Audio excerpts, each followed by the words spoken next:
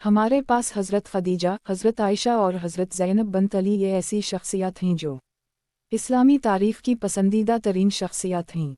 मजबूत, खुद मुख्तार, अपने फ़ैसलों में आज़ाद, बाशूर, ज़िम्मेदार, अज़्म व इरादे की मिसाल, मुसीबत की आँखों में आँखें डालकर आजमाइश के आगे डटकर खड़ी हो जाने वाली ख़वातीन, लेकिन साथ ही वो तमाम मोहब्बत, शफ़क़त, नरमी और सहारा रखने वाली जो औरतपन का ख़ासा है। हमारी आज की शख्सियत हैं हज़रत ज़ैनब बिन्त अली। वो ज़ैनब बिन्त अली जो करबला के मैदान में अपने जलील अलक़दर भाई का सबसे मजबूत सहारा थीं। वो बीबी ज़ैनब जो करबला से लेकर दमश्क तक मैदान जंग का अहवाल बयान करती रहीं।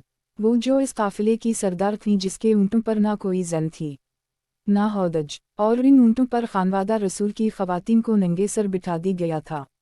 इनके गले में रस्सियाँ बांधी गई थीं, लेकिन हर वो शहर, हर जहाँ से यह काफ़िला गुज़रा, वहाँ हज़रत ज़ैनब की आवाज़ सोते हुओं को जगाती चली गई। जिस रास्ते से काफ़िला गुज़रा, एक आग सी जलती चली गई।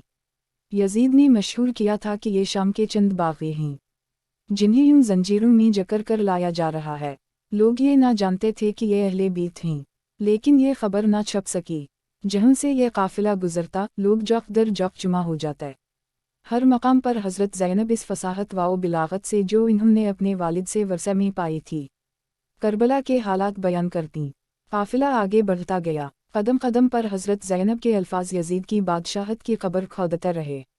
इन खस्ता हाल कैदियों को यजीद के दरबार में पेश किया गया तो हज़रत ज़ैनब ने वहीं यजीद को मुखातब करके एक खुतबा दिया।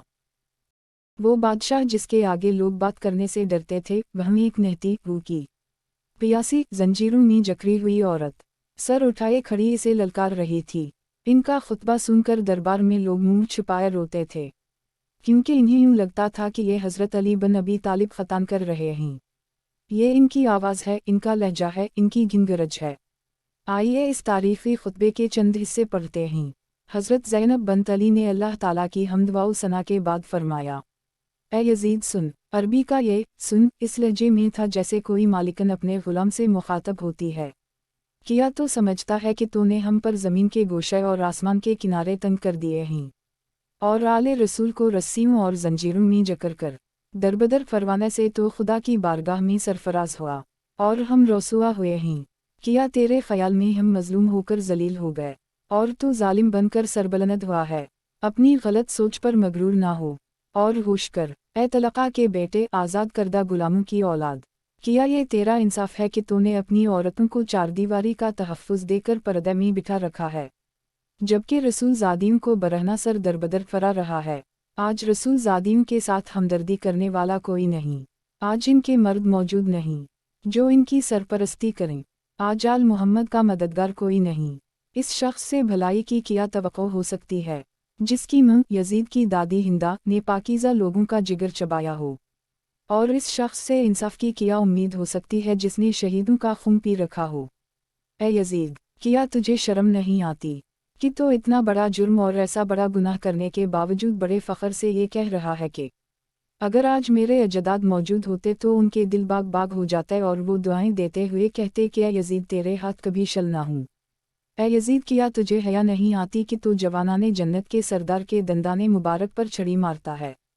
आज तो आले रसूल को कत्ल करके अपने बदनिहात इस्लाफ को पकारता है और इन्हीं फ़तह के गीत सुनाता है। तो समझता है कि वो तेरी आवाज़ सुन रहे हैं। जल्दी ना कर, अनकरीब तो भी अपने इन काफिर बुजुर्गों के साथ जा मिलेगा, और इस वक्त पशीमान होकर ये आरजू करेगा कि काश मेरे हाथ शल हो जाता है और मेरी ज़बान बंद हो जाती और मैंने जो कुछ किया और कहा इससे बाज रहता।